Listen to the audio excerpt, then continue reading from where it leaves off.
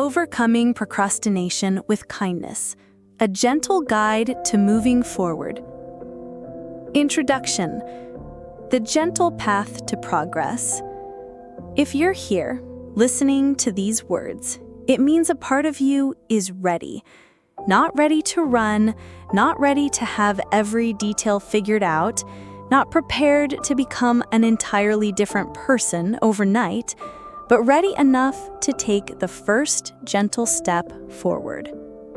You might have been carrying the weight of unfinished dreams, half-written plans, and quiet guilt for too long. You tell yourself you'll start tomorrow, and then tomorrow becomes next week, and next week becomes someday. And each delay feels heavier than the last. I want to tell you something important. You are not lazy. You are not broken. You are not bad at life. Procrastination is not a sign of weakness. It's a message that something inside you is seeking safety, comfort, or clarity before it dares to move. Often, we delay not because we don't care, but because we care so deeply that starting feels overwhelming. We wait for the perfect moment, the ideal energy, and the perfect confidence, and that moment never comes. This book is not here to shame you into action or push you into a hustle you can't sustain. It's not about quick hacks or punishing yourself into productivity. This is about creating a new relationship with action, one rooted in compassion, curiosity, and trust. Over the next chapters, we will explore the heart of procrastination, the fears that keep us from starting, the perfectionism that keeps us frozen, and the self-doubt that whispers we'll never get it right. We will gently dismantle those stories, piece by piece, and replace them with something kinder, something sturdier. By the time you finish, you will know how to move forward without waiting for the perfect mood, how to take one small step without drowning in the what-ifs, and how to trust yourself enough to keep going. This is your invitation to progress, not pressure, to gentleness, not judgment, to the next chapter of your life, one you begin slowly and bravely, right here, right now. Let's start together. Chapter 1: The Roots of Delay. Procrastination isn't just about poor time management. It's rarely about not caring enough or not being disciplined. It's deeper than that, more human than that. We delay because something inside us hesitates to take the next step. Sometimes it's fear of failure. Sometimes it's fear of success. Sometimes it's the quiet weight of perfectionism, whispering that if it can't be done perfectly, it's not worth doing at all. And sometimes it's exhaustion, the kind that seeps into your bones, making even the smallest task feel like climbing a mountain. When we were children, we didn't call it procrastination. We simply did what felt safe, familiar, or comfortable. Over time, life taught us rules. Don't mess up. Don't be too slow. Don't stand out. And so we learned to pause, to wait, to hesitate, to choose safety over progress. I remember a time when I had a list of dreams that I kept tucked away in the back of a notebook. They weren't huge dreams, nothing outrageous, simple things, like starting a hobby I'd always been curious about, sending a message to someone I admired, or finally tackling a project that had been sitting half-finished for months. And yet, day after day, I found reasons to put them off. I'll have more time next week. I need to feel more motivated first. I'll do it when I'm more prepared. But here's what I didn't realize then. My delay wasn't laziness. It was protection. My mind was guarding me from discomfort, uncertainty, and the possibility of being seen.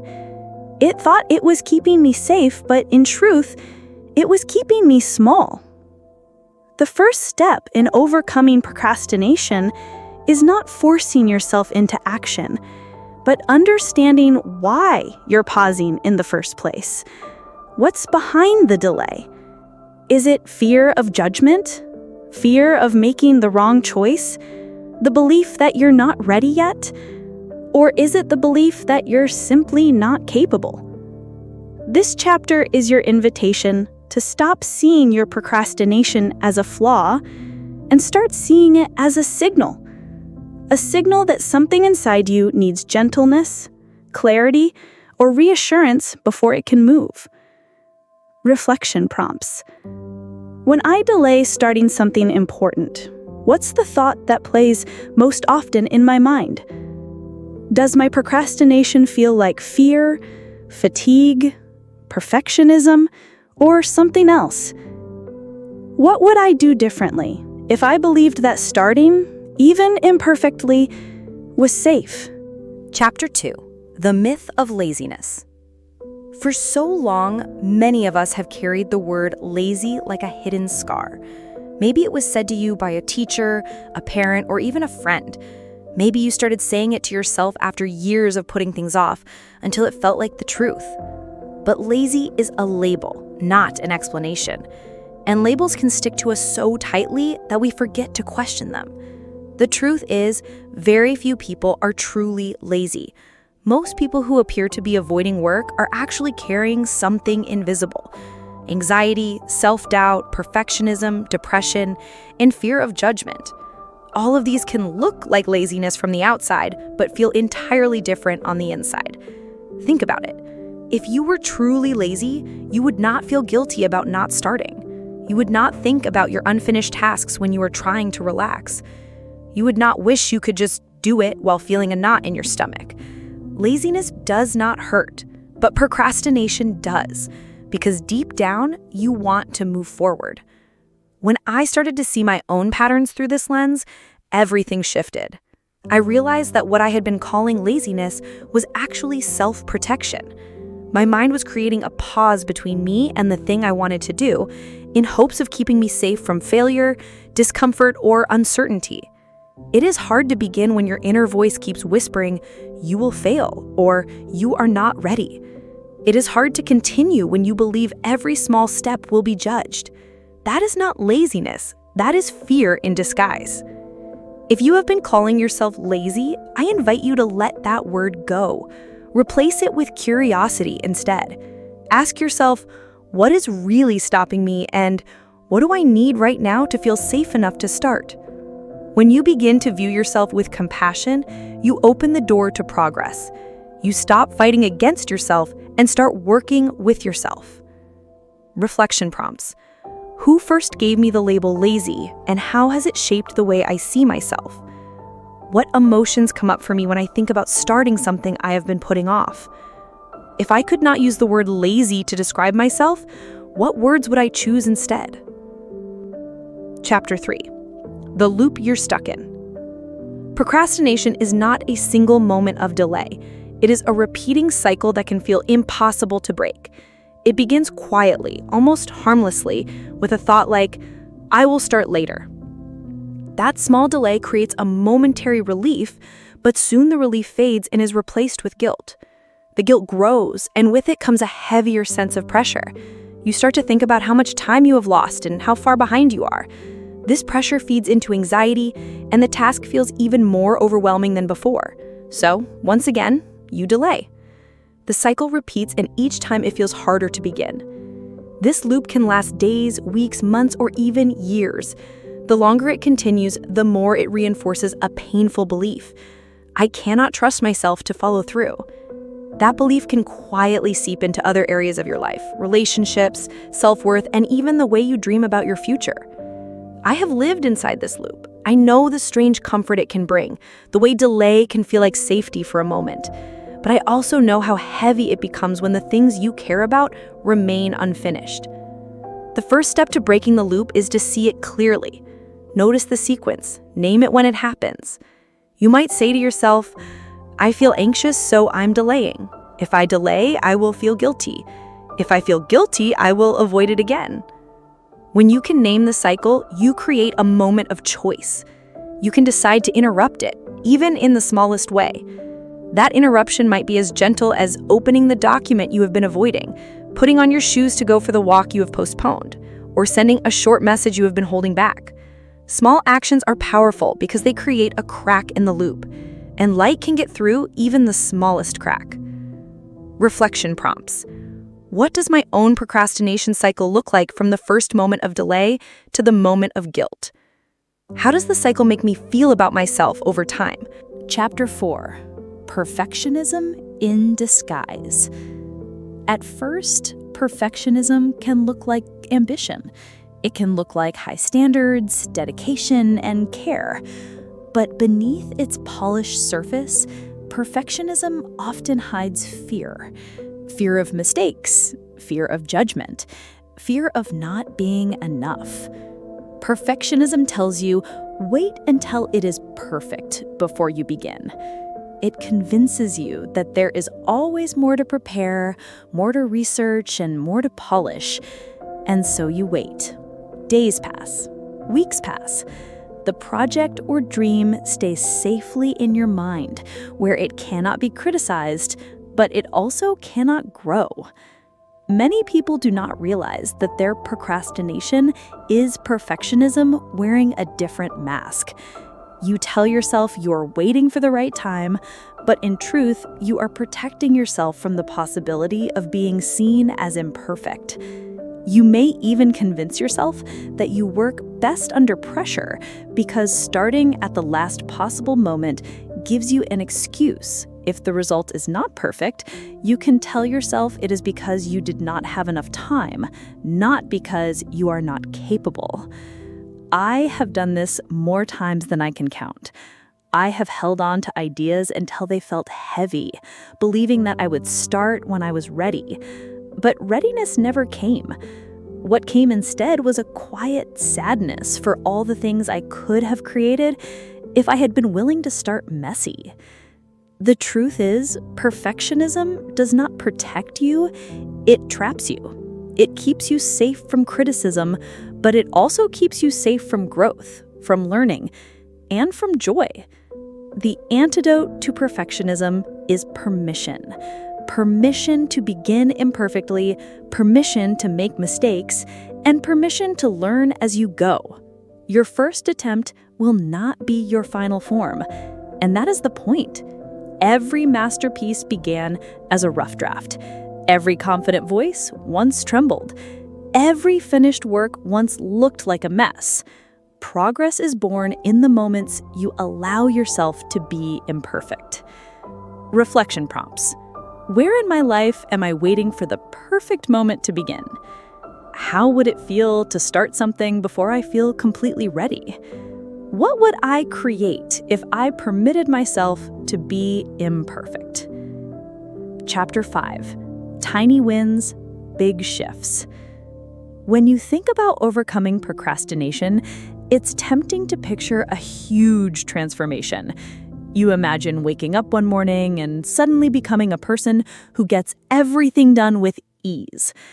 But real change doesn't usually happen in one dramatic leap. It grows slowly, through small steps that build over time. These small steps are what I call tiny wins.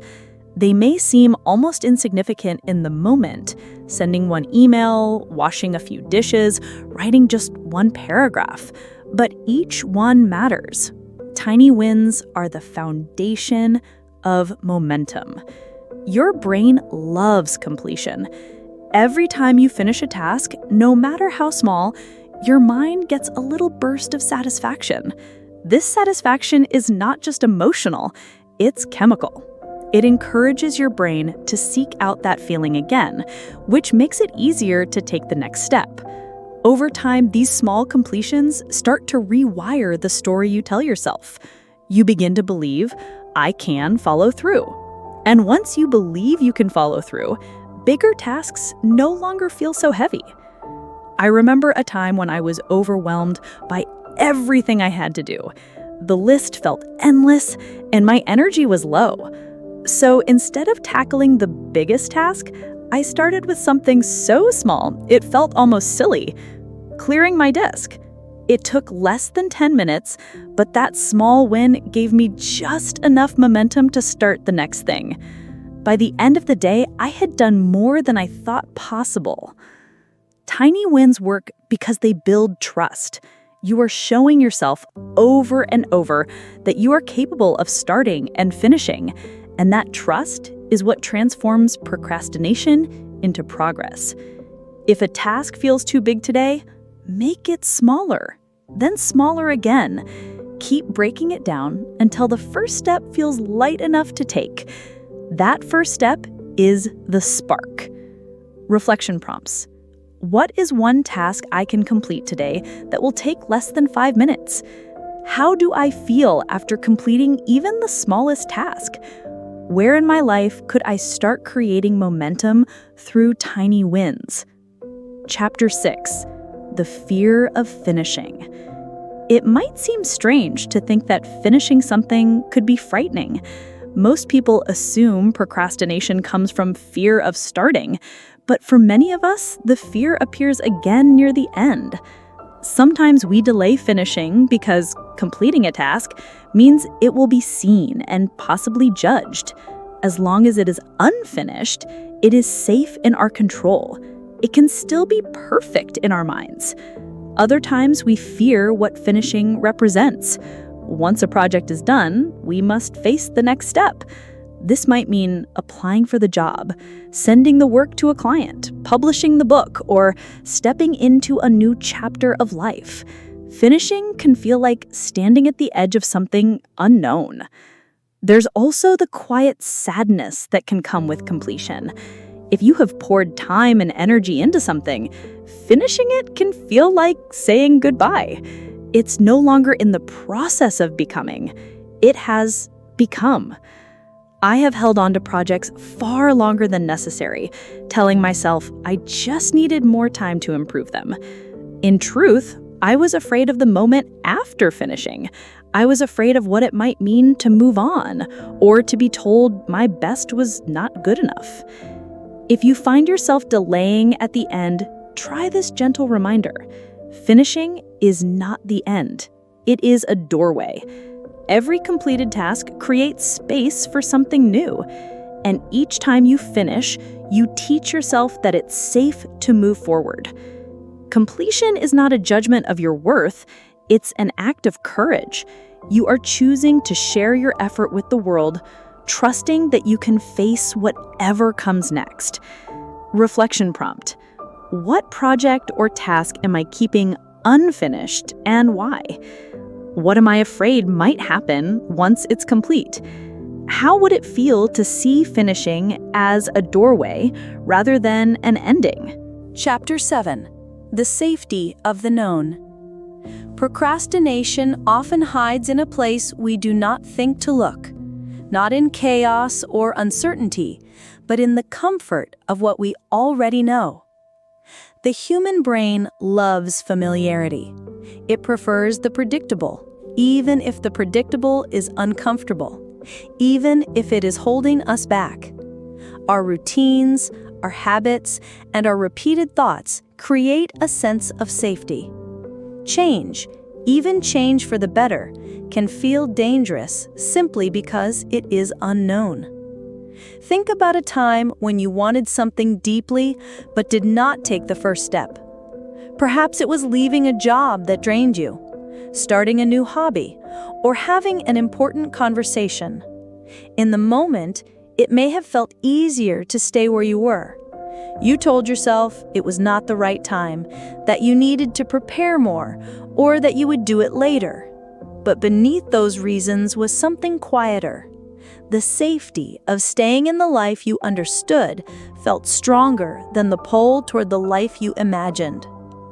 I remember when I stayed in a role far longer than I should have. The work did not inspire me anymore, but it was familiar. I knew the people, I knew the routines, and I knew how to navigate the challenges. Starting something new felt like standing on the edge of a cliff, unsure of what the landing would be like. I told myself I was being practical, that it was better to wait, but in truth, I was choosing the safety of the known over the uncertainty of the new. The safety of the known is powerful because it removes risk. You already know how to survive where you are, but survival is not the same as growth. This is where procrastination quietly strengthens itself. Each day you stay where you are, the comfort of the familiar grows. The idea of change starts to feel heavier. Your mind begins to say, if we have stayed here this long, perhaps we can stay a little longer. Breaking free from the safety of the known requires two things: awareness and compassion. First, you must see it for what it is, not laziness, not lack of ambition, but a natural desire to feel safe. Second, you must remind yourself that you can create safety in new places too. You can take small steps into the unfamiliar while keeping parts of your life anchored. You can keep what grounds you while exploring what excites you. Safety does not have to mean staying still. It can also mean learning how to trust yourself to adapt, to grow, and to thrive in new spaces. Your life will always have a place for the familiar, but it will also ask you to be brave enough to step beyond it. The unfamiliar will never stop feeling uncertain, but you can teach yourself that uncertainty is survivable and even rewarding. Reflection prompts. Where in my life am I choosing the comfort of the known over the possibility of growth? What small step into the unfamiliar feels possible for me right now? How can I create a sense of safety while moving into new territory? Chapter 8. When motivation doesn't come. We are told that motivation is the spark that lights the fire of action. Once we feel motivated, everything will flow naturally. But for many of us, motivation does not arrive like a lightning bolt. We wait, and still the feeling never comes. This waiting can become its own trap. We believe that without motivation, starting would be too difficult, too heavy, or too joyless to sustain. So we pause, telling ourselves that tomorrow will be different. We imagine waking up one morning with a sudden rush of energy, the perfect mood, and the confidence to do it all. But the truth is, most days will not arrive like that. Motivation is not the starting point. It is often the result of starting. Action comes first, then motivation follows. Even the smallest step can stir the energy we have been waiting for. Think of motivation like the warmth that comes from moving your body on a cold morning. At first, you are stiff, slow, and reluctant. But after the first few movements, your blood begins to flow, and suddenly your body feels more alive. The energy comes because you began, not before. I remember a time when I had an important project that sat untouched for weeks. Each morning, I told myself I would start when I felt ready, when I felt inspired. Those mornings came and went, and the project remained untouched. One day, tired of my own excuses, I opened the file and told myself I would work for just 5 minutes. Those 5 minutes turned into 30. By the end of the day, the project had moved forward in ways I had not imagined. The motivation had been hiding on the other side of action. Waiting for motivation is like waiting for a train that has no set schedule. It may arrive eventually, but you could spend your whole day at the station. Instead, you can decide to start walking toward your destination, even if the train never comes. This does not mean forcing yourself into constant effort or ignoring your need for rest. It means choosing gentle, consistent action even when you don't feel ready. Some days that action will be small, and that's enough. Each step is a message to your mind that you can move forward without waiting for the perfect moment. Reflection prompts. What is one task I have been putting off while waiting for motivation to arrive? How can I make the first step so small that I can take it even without feeling motivated? What have I learned in the past about how motivation often appears after I begin? Chapter 9. The body holds the delay. Procrastination is not only in the mind, it lives in the body too. When we think about why we delay, we often focus on our thoughts, self-criticism, perfectionism, and fears. But sometimes it's not our minds alone that are holding us back. Our bodies can carry stress, tension, and memories that quietly influence our ability to act. If you have ever felt your chest tighten when you sat down to start something, or noticed your shoulders curl forward as if to protect you, or felt your stomach twist with discomfort, you have experienced the physical side of procrastination. Your body may be reacting to the task as if it were a threat. This is not because the task is dangerous, but because your nervous system has linked it to stress. Perhaps in the past, similar situations brought criticism, pressure, or failure. Your body remembers. It prepares to shield you in the only way it knows, by pulling you away from the source of stress. That pulling away can look like procrastination. There were times when I could feel my body resisting before my mind even formed an excuse. My breathing would become shallow, my jaw would tighten, and I would find myself suddenly distracted by anything else in the room. I thought I was simply avoiding the work, but in truth, my body was sounding an alarm. To move through this, we must learn to calm the body before we demand action from it. A calm body sends a signal to the brain that it is safe to begin. This can be as simple as placing your hand over your heart and taking slow, steady breaths. You might stand and stretch, roll your shoulders, or go for a short walk. You might even speak gently to yourself, saying, "We are safe. We can do this."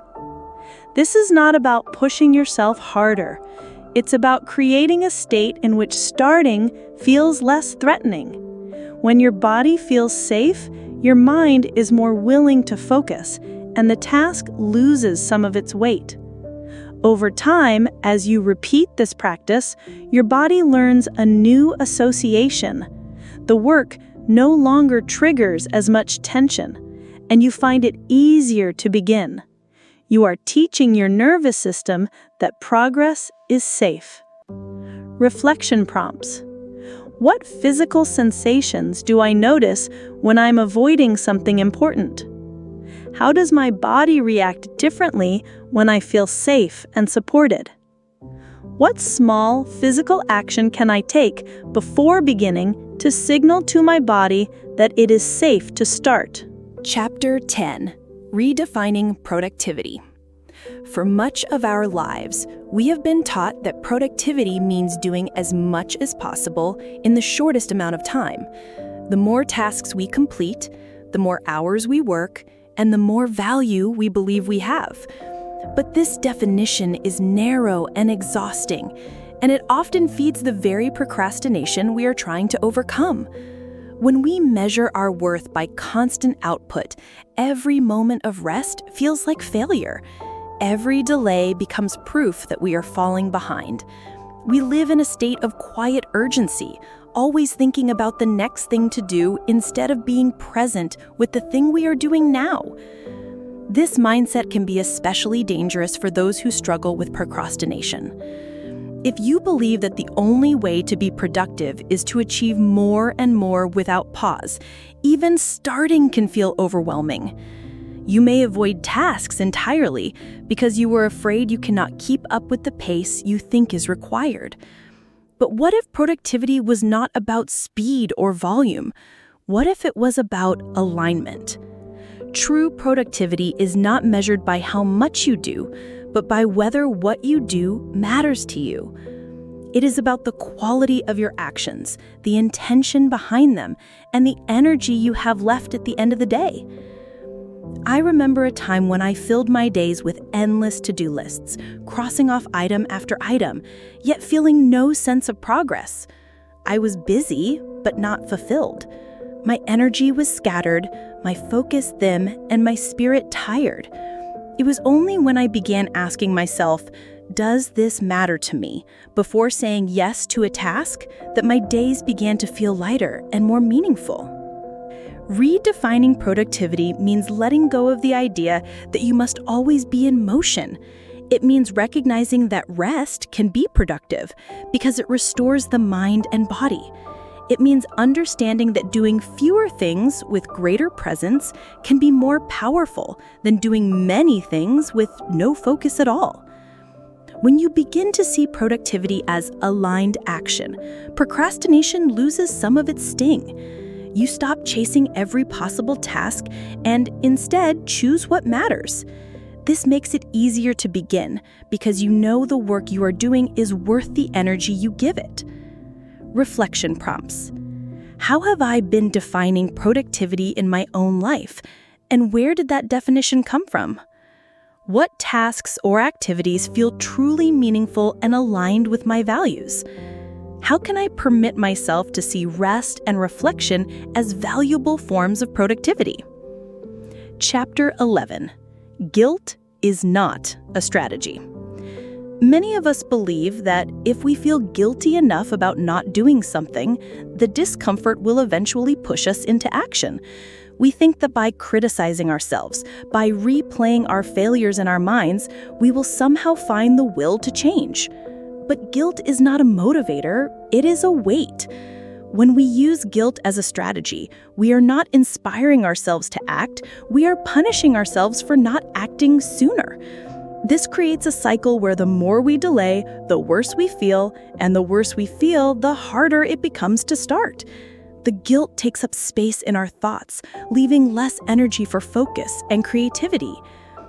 Guilt can sometimes be mistaken for responsibility. We think that feeling bad about a delay proves we care about the task. But true responsibility comes from taking action, not from endlessly criticizing ourselves. Guilt without action is simply self-punishment. I recall a period in my life when I woke up each day with a long list of things I hadn't done the previous day. I would mentally replay my lack of progress, telling myself I was lazy and unmotivated. I thought this harshness would push me forward, but all it did was drain me before I even began. By the time I sat down to work, I was already exhausted from carrying the weight of my own disappointment.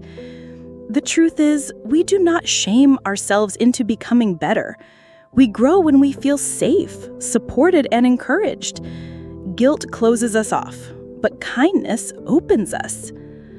This does not mean ignoring your responsibilities or pretending you don't care about the delays. It means shifting from criticism to curiosity. Instead of saying, "I am so lazy for not starting," you might ask, "What made it hard for me to start yesterday, and what could help me today?"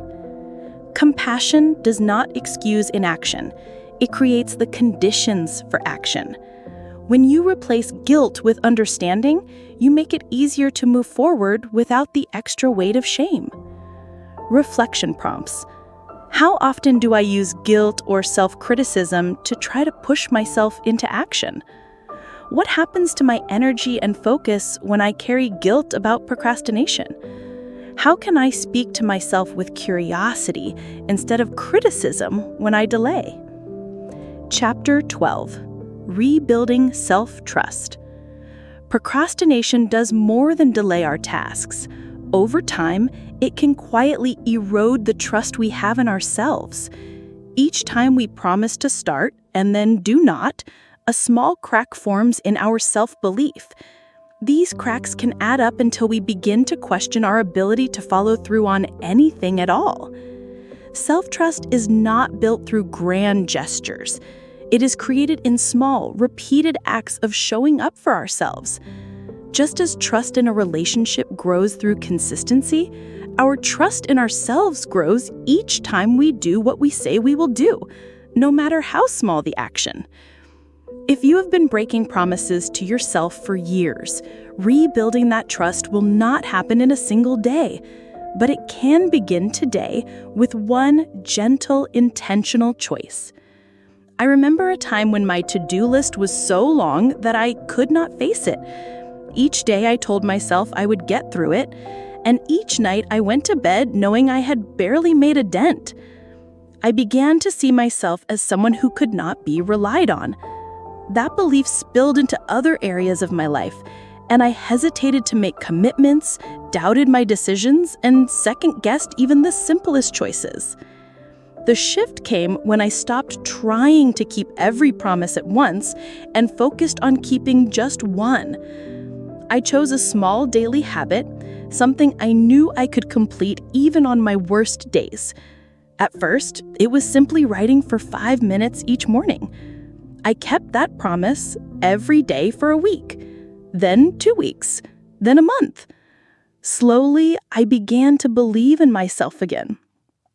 The size of the action did not matter. What mattered was the consistency. Each time I followed through, I was telling myself, I can be trusted.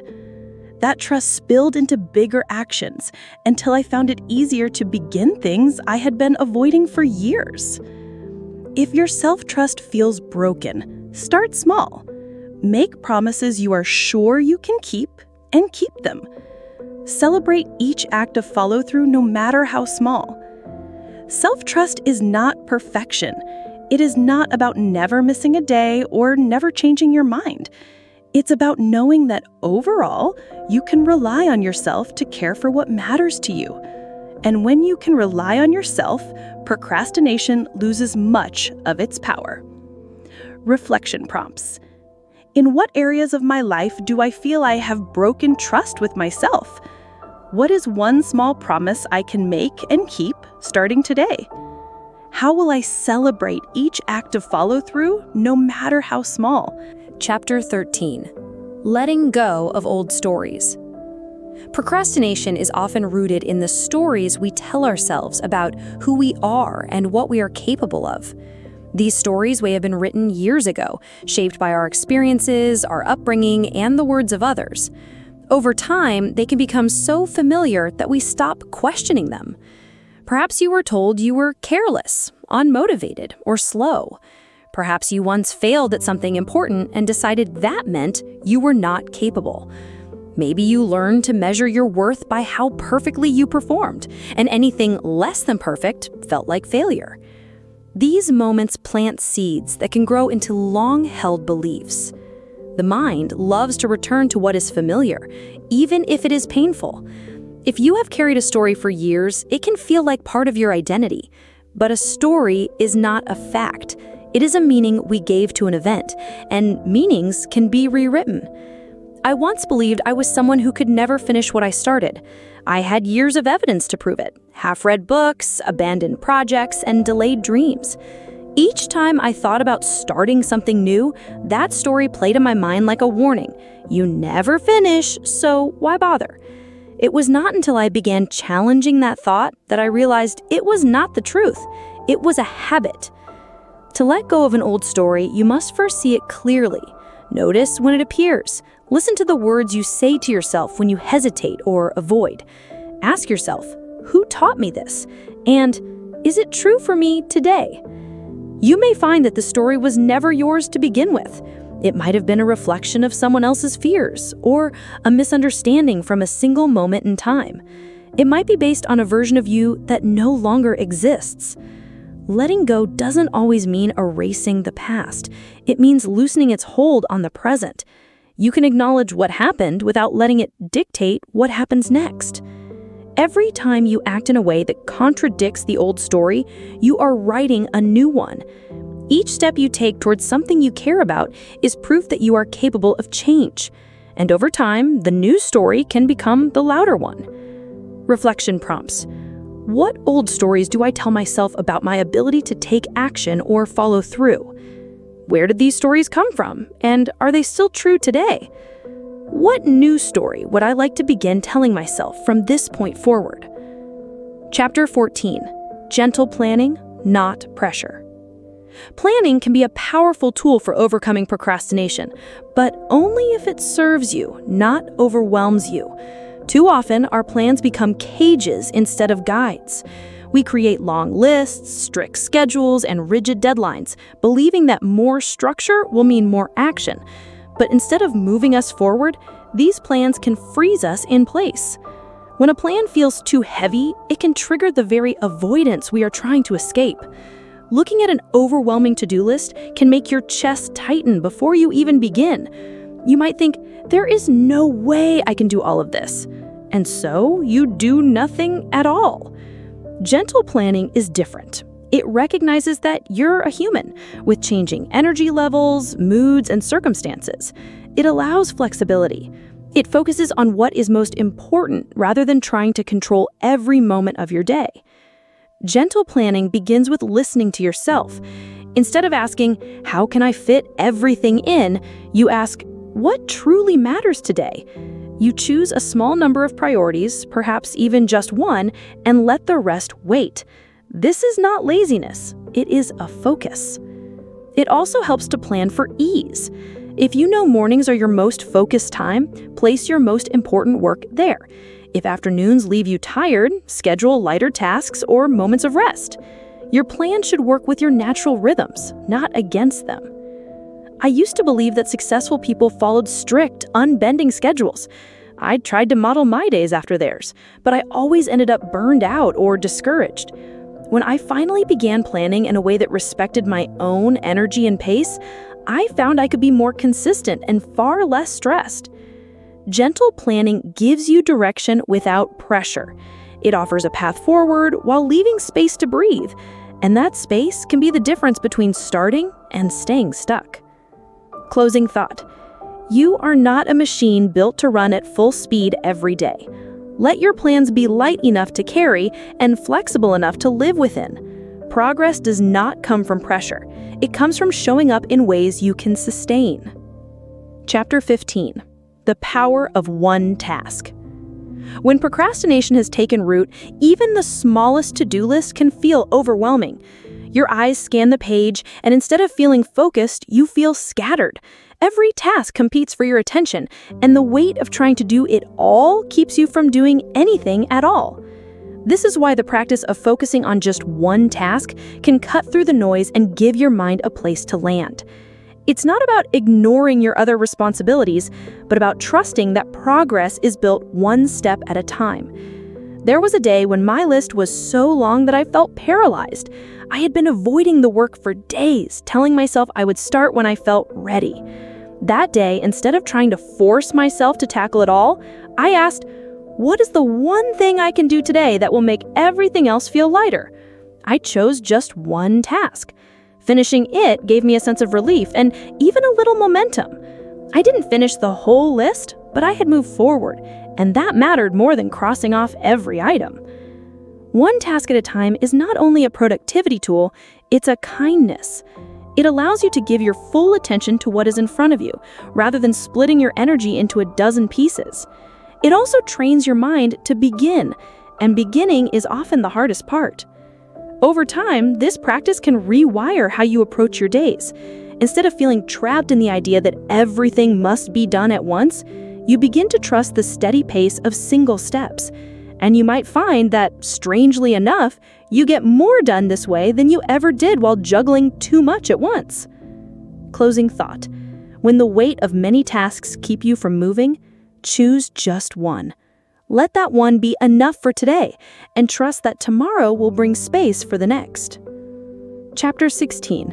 Rest as a tool, not a reward. Many of us grow up believing that rest is something we have to earn. We tell ourselves we can only take a break after the work is done, after the list is complete, and after we have been productive enough to deserve it. But when you live with procrastination, the work is never actually done, which means rest is constantly delayed. This mindset turns rest into a rare luxury instead of a natural part of life. And without regular rest, our energy runs low, our focus fades, and our ability to start becomes harder. We find ourselves in a cycle where we push until we are too drained to continue, then collapse into distraction rather than true recovery. Rest is not a reward, it is a resource. It is fuel for the mind, body, and spirit.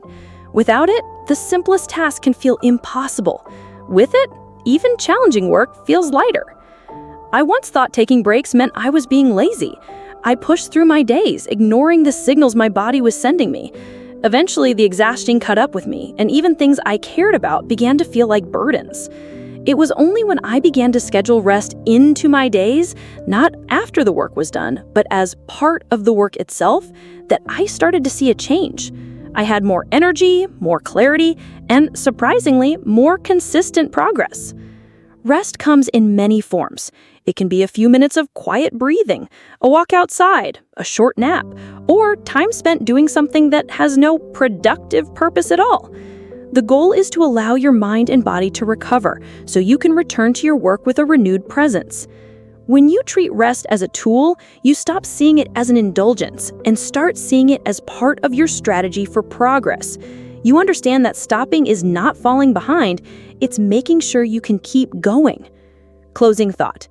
You do not need to earn the right to rest. You are allowed to pause, to breathe, and to restore yourself. Rest is not the opposite of work, it is what makes work possible. Chapter 17. Small Starts for Big Dreams. When we imagine our biggest dreams, they can feel exciting, but also impossibly far away. The gap between where we are and where we want to be can feel so wide that we do not know how to cross it. And when we cannot see the entire path, it is tempting to wait until we have it all figured out before taking a single step.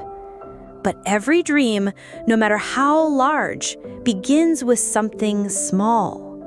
The first sentence of a novel, the first walk toward better health, and the first saved coin toward a trip. These small beginnings carry the same importance as the grand vision they lead to.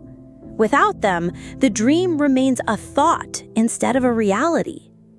Small starts work because they remove the weight of perfection and the pressure of needing to have it all planned. They allow you to focus on what is possible right now, in this moment, without demanding that you solve the entire journey at once. I once spoke to a friend who wanted to start her own business, but had been delaying for years.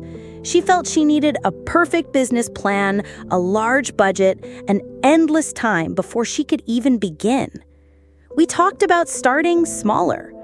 Within a week, she created a simple online page with just one product. That small start led to her first sale, then her second, and slowly, the dream began to grow into something tangible. When you take a small step, you are not just moving forward, you are also shifting your identity. You begin to see yourself as someone who acts, who begins, who moves toward what they want. And once that identity takes root, the next steps feel lighter. It is easy to underestimate the power of small beginnings, but they carry momentum in ways that are hard to measure. They open doors, build confidence, and create opportunities you cannot see until you are in motion. Closing thought. No matter how big the dream, the doorway to it is small enough to step through today. Take the smallest step you can and trust that it is the first of many. Chapter 18. You are not behind. Procrastination often comes with a heavy sense of being behind. You look at others who seem to be moving faster and achieving more, and you feel as if you are late to your own life.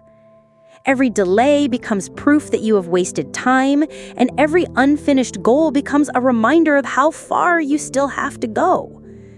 But time is not a race, and life is not a competition. You are not behind. You are simply on your own path, moving at the pace you are capable of in this season. Sometimes delays happen because you are gathering the lessons, strength, or perspective you need before moving forward. Other times they happen because life asks you to focus on something else for a while. This does not make you less worthy, less capable, or less deserving of your dreams. I remember feeling years behind my peers in certain areas of life. I carried that weight into everything I did, as if I needed to catch up in one giant leap. That pressure made it harder to begin. It was only when I started focusing on my own next step instead of everyone else's progress that I found my pace again. The truth is, comparison steals energy. When you measure yourself against someone else's timeline, you miss the progress you are making on your own. You overlook the small wins, the quiet growth, and the moments of courage that do not look impressive on the outside, but mean everything on the inside. You are not late. You are arriving exactly when you are ready. Reflection prompts. Where in my life do I feel behind? And what story am I telling myself about that? What progress have I made that I have not yet acknowledged or celebrated? How can I remind myself that my path is unique and cannot be compared to anyone else's? Chapter 20. Choosing to begin again. No matter how long you have delayed, no matter how many times you have stopped and started, you always have the choice to begin again. Procrastination can make you feel as if you have lost your chance. It whispers that you have missed the moment, that too much time has passed, and that there's no point in trying anymore. But the truth is, the ability to begin again is always yours. Beginning again does not erase the past, but it does open the door to a new future. Each time you choose to return to what matters, you strengthen your resilience. You remind yourself that you are not defined by how many times you have been stuck, but by how many times you are willing to take the next step. There have been seasons in my life when I abandoned important projects for months, sometimes years. I told myself I had failed, that I should let them go entirely. But the moment I picked them up again, I realized that the time away had not been wasted. I had grown, learned, and returned with a deeper perspective that shaped the work in ways I could not before. You do not need a perfect plan to begin again. You do not need to erase every past delay. All you need is the decision made in this moment to take the first step forward. Beginning again is an act of hope. It says, I still believe in this. I still believe in myself. Closing thought. Every day, every hour, and every moment offers the chance to begin again. No matter where you are in your journey, you can choose to step forward now.